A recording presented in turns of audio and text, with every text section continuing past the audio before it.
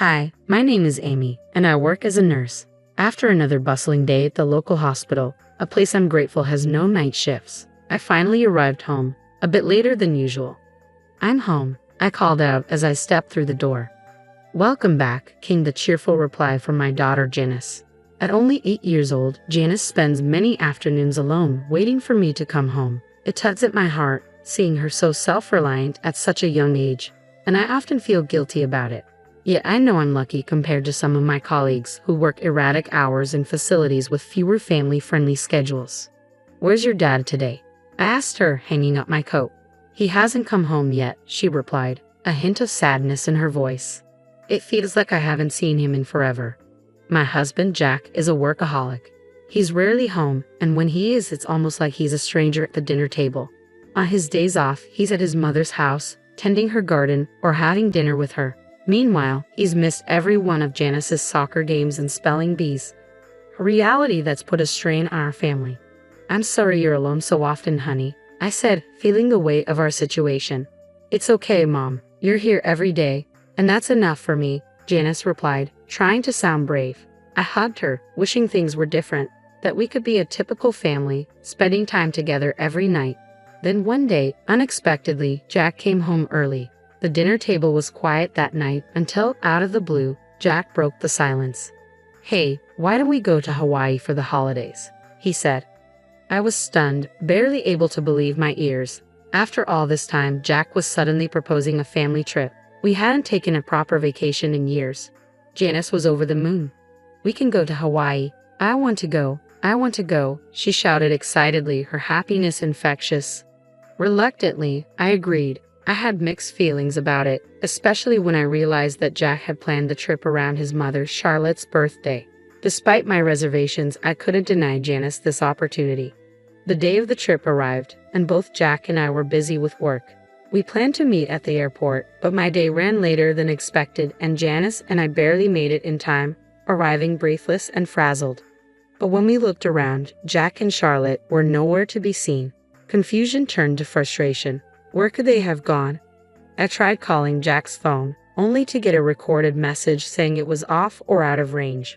Worried, I approached the airline desk for help. Then a staff member approached me. "Are you Amy Martin?" she asked. "Yes," I replied, startled. "I was asked to give this to you," she said, handing me a small note. I unfolded it, feeling a pang of dread as I read Charlotte's scrawled words. "It'll just be the two of us on this trip. If you can't be on time, we won't wait for you. Why don't you just camp out somewhere? Bye, Charlotte." My heart sank. Janice looked up at me with wide, anxious eyes. "What's wrong, Mom?" Trying to shield her from the truth, I forced a smile.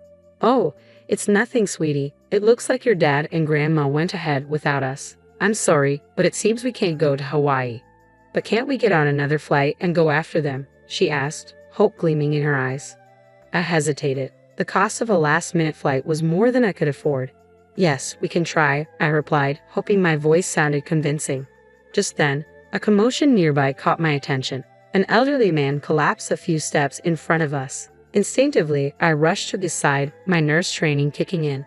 His breathing had stopped, and I quickly cleared his airway, finding it blocked by a bit of vomit. "Please, someone call an ambulance," I shouted, administering first aid. Paramedics arrived swiftly, and the man was taken to the hospital, where he regained consciousness. Later, he looked up at me and asked, "Were you the one who saved me?" "Well, yes," I replied modestly, a mix of relief and pride filling my heart. "I just did what anyone would do," I replied, modestly brushing off the praise. "That's not true," Raymond said, a mix of relief and gratitude softening his face. "Thank you so much. I thought I was done for." He introduced himself and insisted on showing his appreciation, though I assured him it was all in a day's work. After a few minutes of chatting, Raymond asked, "Were you traveling somewhere?" His question brought me back to the reality of our situation, and I wondered how best to explain the chaotic turn of events that led us here. "Yes, we were supposed to catch a flight to Hawaii," I said, feeling a wave of disappointment. "But we missed it. We were already running late because of my work schedule." Raymond's expression grew sympathetic. "That's a shame. I bet your daughter was excited," he said, glancing at Janice. "Why don't you just get another ticket?" Embarrassed, I admitted, "The truth is, we can't really afford to buy another one right now." I gave him a small, sad smile. not expecting anything from the conversation. Raymond seemed to consider this for a moment, then nodded with resolve. As a thank you for saving my life, let me buy your tickets. That way, you two can still make your trip. Oh no, I couldn't accept that, I protested, but Raymond was already calling over an airline staff member. After a quick conversation on the phone, he returned, smiling. If I don't thank you properly, I'll never rest easy, he insisted, half joking. Just then, the note from Jack and Charlotte fell from my pocket, slipping away unnoticed in the commotion. Thanks to Raymond's generosity and insistence, Janice and I soon found ourselves on a plane to Hawaii, comfortably seated in business class, an upgrade that made our journey even more enjoyable. When we landed, I realized I hadn't confirmed where Jack and Charlotte were staying, a nagging oversight as we collected our luggage. As we exited the terminal, a man approached us. "Hello, are you Amy and Janice?" he asked warmly. Yes, that's right," I replied, surprised. "Nice to meet you," he said, handing me a business card bearing the logo of a well-known logistics company, sparking my curiosity. "The chairman of our company wanted to make sure you were taken care of," he continued, smiling. My eyes widened. "The elderly man I helped, he's the chairman." The man nodded. "Yes, thank you very much for what you did for him." I was stunned. It hadn't even crossed my mind that Raymond, the kind man we'd helped at the airport, was the chairman of a major company. The realization left me a little dazed as he continued. "We'll be taking you both to your hotel now, as per the chairman's instructions. Please enjoy your trip to Hawaii." A sleek black limousine awaited us, and as we stepped outside, I felt a mix of excitement and nervousness. I'd never been in such an elegant vehicle before, and I found myself checking my shoes, making sure they were clean before climbing in. Janice's eyes sparkled as she took in the plush, luxurious interior. "Wow, this is amazing," she exclaimed, her excitement infectious. As we drove through Hawaii's breathtaking landscapes, the views unfolding through the limousine windows seemed like scenes from a dream. Palm trees swayed against a perfect sky, and the air seemed to hum with that eternal summer feeling. After the chaotic start to our journey, I felt deeply grateful to have made it here, and Janice was captivated, her face pressed against the glass as she took in every detail. When we finally arrived at the Grand Hotel, its opulent exterior took my breath away. But as we approached the entrance, a sudden worry hit me. "Oh no, I didn't book a room," I murmured, concerned about the oversight. The man accompanying us quickly reassured me. "No need to worry. We've already reserved a room for you on the top floor." I hesitated. "But I don't have the money for this," I confessed, my anxiety returning. He smiled reassuringly. "It's all taken care of. The chairman insists." I was overwhelmed by Raymond's generosity, and the VIP treatment felt like stepping into a dream. When we entered the hotel and were shown to our room, it turned out to be a lavish suite with an expansive view of the ocean, its vast windows framing a spectacular sunset. It was as if the whole room was a luxurious retreat, more beautiful than anything I'd ever seen. Janice and I stood in awe, gazing out at the stunning scene, filled with gratitude for this unexpected kindness that had transformed our trip into an unforgettable adventure. During our stay, we were assigned a dedicated staff member who was always available to help with any need. Each meal was a work of art. On one memorable evening, they prepared an exquisite steak right before us, turning dinner into a culinary performance that left us speechless. After such a lavish meal, Janice and I wandered around the hotel lobby, admiring the decor, when we suddenly heard a commotion nearby. Drawn by the raised voices, we moved closer to see what was happening, and to my surprise, I saw my husband Jack and my mother-in-law Charlotte in a heated exchange with the hotel staff. Confused, I called out, "Hey, what are you both doing here?" They turned, equally shocked. "Amy, why are you here?" Jack asked, his voice tinged with confusion. "We came here as planned," I replied, feeling my own confusion rise. "But why did you send that harsh note? You were the one who suggested this trip." Jack glanced at Charlotte, as if searching for backup, but then faltered. "Well, you were late. It's your fault," he stammered, trying to justify. Anger and sadness welled up in me. Yes, we were late, but telling us to just camp out was uncalled for. That wasn't right. Charlotte stood by, unmoved, which only deepened my sense of betrayal. Turning back to the hotel staff, I asked, "What's going on here?" Jack looked frustrated as he explained, "They won't let us check in. I don't understand why." Sensing we needed answers, I addressed the hotel staff member directly. "Is there a problem?" The staff member's tone turned serious. We were informed that these individuals abandoned our important guests, your daughter and yourself. As per our instructions, we're not permitted to offer them accommodations. In an instant, the pieces fell into place. Raymond's influence was clear.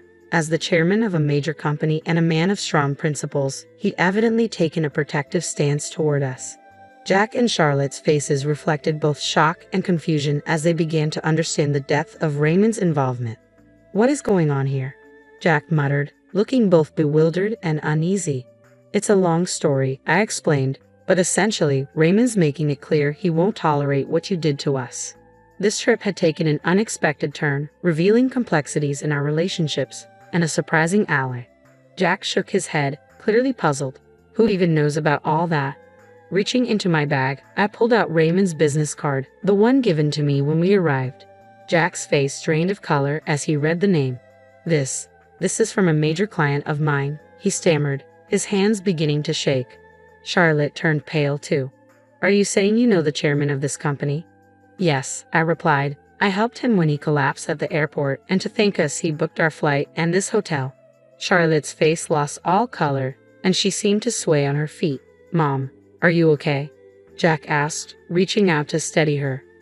I approached cautiously, concerned despite the tension. "He's in the same gym club as me," Raymond explained. "I see him occasionally, and everyone there respects him. But what a coincidence this is." Charlotte was visibly shaken by the unexpected connection, while Jack simply nodded, stunned. "Such a small world," he murmured, feeling the weight of it all.